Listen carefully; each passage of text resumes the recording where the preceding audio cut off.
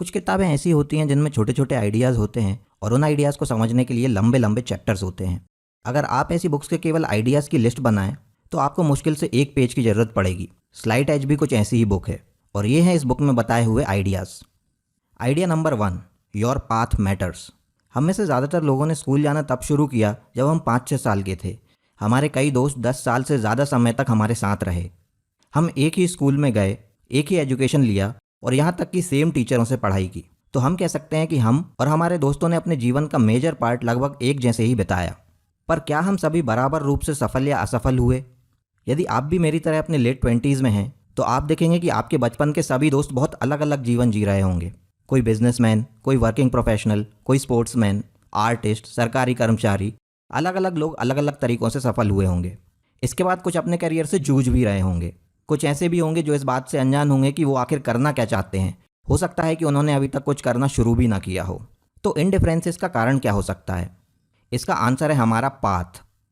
हम अभी अपने जीवन में कहाँ हैं ये इस बात पर डिपेंड करता है कि हमने अपने जीवन में कौन सा रास्ता अपनाया। जो जिस रास्ते पर चलता है उसी रास्ते पर पहुँचता है। हाँ, ये बात सही है कि बहुत सी और बातें भी मायने रखती हैं, जैसे हमारी कैपेबिलिटीज़, टैलेंट, सपोर्ट और हमारा बैकग्राउंड। लेकिन ये सभी चीज़ें सेकेंडरी होती हैं और आपका पाथ आपकी करंट सिचुएशन का मेन डिसाइडिंग फैक्टर होता है।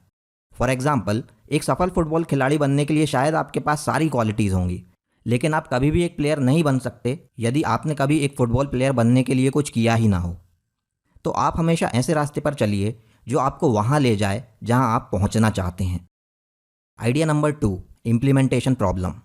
किसी गोल को हासिल करने का तरीका जानना कोई बड़ी प्रॉब्लम नहीं है। फॉर एग्जाम्पल, अगर आप एक साथ 4-5 सोर्सेज से पैसा कमाना चाहते हैं तो आपके पास सीखने के लिए बुक्स, इंटरनेट, कोर्सेज, वीडियोस और ऐसे ही कई रिसोर्सेज ऑलरेडी अवेलेबल हैं और बहुत से लोग इन सबको यूज़ करके सीखते भी हैं। पर प्रॉब्लम यह है कि हम ये नहीं जानते कि जो हमने सीखा उसे इम्प्लीमेंट कैसे करें। यही कारण है कि तरीका जानते हुए भी हम अपने गोल्स को हासिल नहीं कर पाते। सफल लोग वो होते हैं जिनको इम्प्लीमेंटेशन करना आता है। तो अब सवाल ये आता है कि आखिर इम्प्लीमेंटेशन करना कैसे होता है? तो इसका जवाब बहुत सिंपल है। ज़्यादातर इम्प्लीमेंटेशन के लिए हमको बस किसी एक छोटे और आसान से काम को बार बार दोहराना होता है। दूसरे वर्ड्स में कहें तो कंसिस्टेंसी इज़ द की। उदाहरण के तौर पर स्टीफन किंग का रोज़ 2000 शब्द लिखने का रूटीन है, जिसके कारण वो अब तक 70 से ज़्यादा बुक्स लिख पाए हैं। इसी तरह हर दिन वर्कआउट करने से आप अपने ड्रीम शेप में आ सकते हैं। हर दिन मेरे यूट्यूब चैनल पर काम करने से मैं महीने में 2 वीडियोस बना सकता हूँ। तो छोटे और आसान से कामों को बार बार करते रहने से हमको बड़े रिजल्ट्स मिल सकते हैं। बस हमारे एफर्ट्स लंबे समय तक चलते रहना चाहिए। लेकिन प्रॉब्लम यह है कि हम अपने काम में कंसिस्टेंट रह ही नहीं पाते। तो आखिर ऐसा क्या है जो हमको कंसिस्टेंट रहने से रोकता है?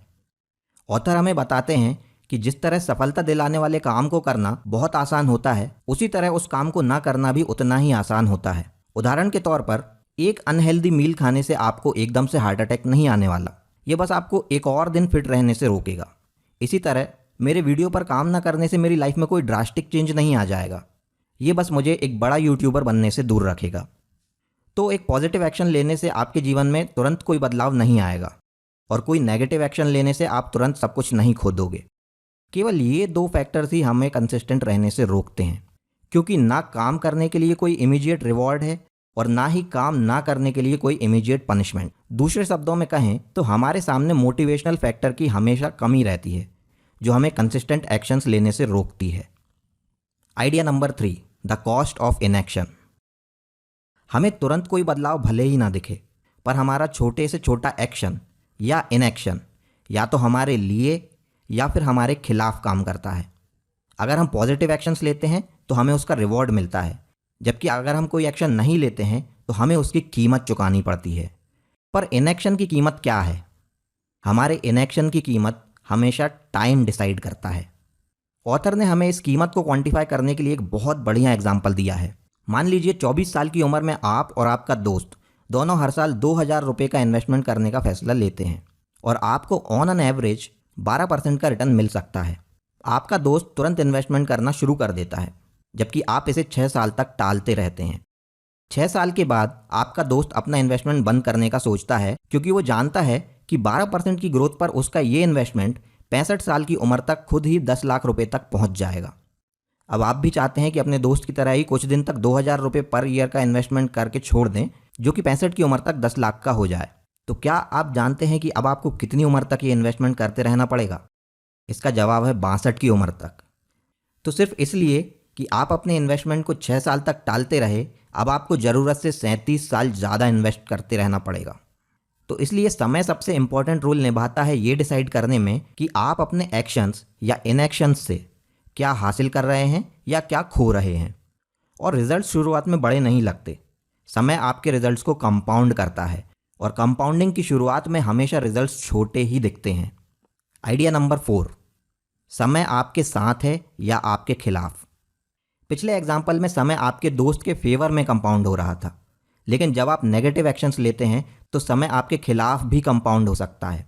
शुरुआत में नुकसान ज़्यादा नहीं दिखाई देते, लेकिन एक लंबे समय के बाद रिजल्ट्स काफ़ी बड़े हो जाते हैं।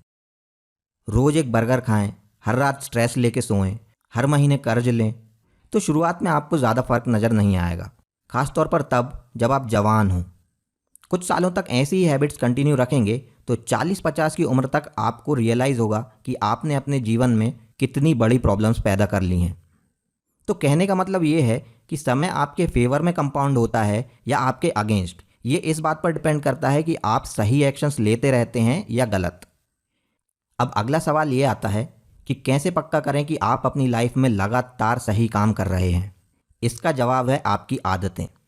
अगर आपने ऐसी आदतें बना ली जो आपको हर दिन सही काम करने के लिए मजबूर करें, तो आपको किसी भी चीज़ की चिंता करने की ज़रूरत नहीं होगी, क्योंकि जब आपको किसी काम की आदत हो जाती है तो उसे करने के लिए मोटिवेशन, विल पावर और रिमाइंडर्स जैसी चीज़ों की ज़रूरत नहीं होती। इनफैक्ट जब आप उसे नहीं करते तो आपको अनईजी फील होने लगता है। इसलिए सही कामों की आदतें बनाएं तो आपका फ्यूचर अपने आप ब्राइट हो जाएगा।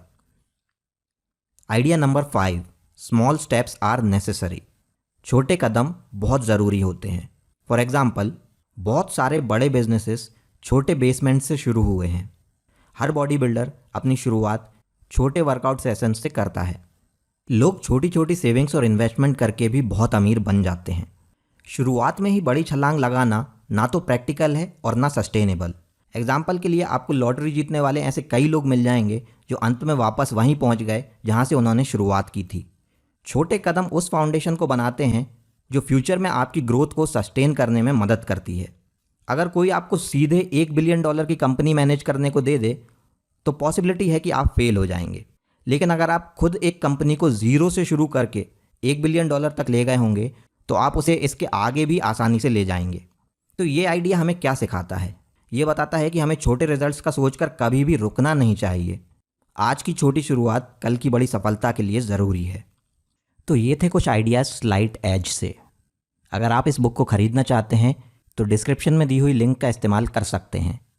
लाइक और सब्सक्राइब करना ना भूलें आगे ऐसी ही और भी वीडियोस देखते रहने के लिए। धन्यवाद।